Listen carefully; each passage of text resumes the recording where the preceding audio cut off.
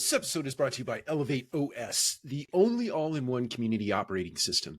ElevateOS transforms property management, combining resident engagement, reservations, rent payments, maintenance, and concierge services into a single super app. It also uniquely integrates access control, intercoms, package lockers, and thermostats, eliminating app fatigue and redefining modern apartment living. Visit elevateos.com/MMN for a free demo and see how they can help you level up your operations. Welcome to the top 5 things you need to know in multifamily, August 12th, 2025 edition. The first thing I came across yesterday or this morning was a chart that was posted by Parsons. It was wage growth outpacing rent growth for 31 months and counting.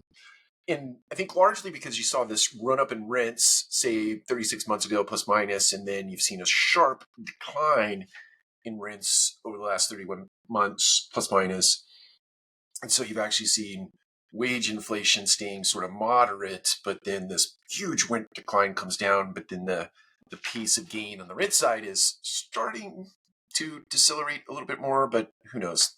There's some other things shaping up that might change that trajectory. But thought that was a great graph. You could catch it over on LinkedIn, G. Parsons feed. The number 2, pick your own adventure. So I was having this discussion last night with a supplier partner, and they were talking about gatherings in cities and bringing people together and the ability to attract crowds of people, meaning multifamily suppliers bringing operators together, putting them in a room and having whatever it is. And some of those events being successful, some of them being not so successful, but none of them being wildly successful. Meetups, if you want to call it that.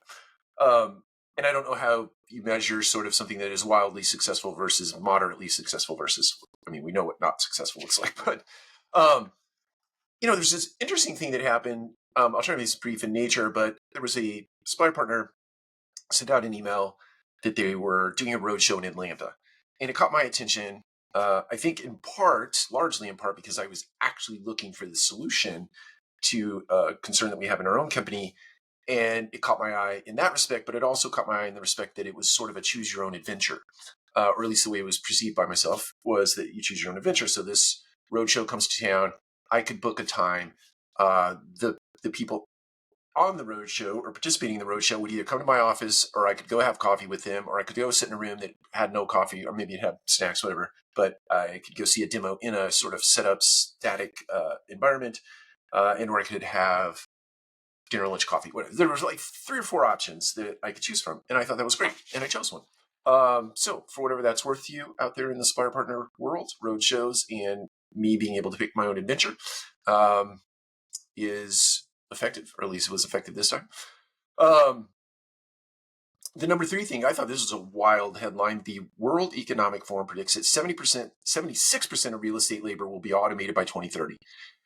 We could argue that seems wildly overblown.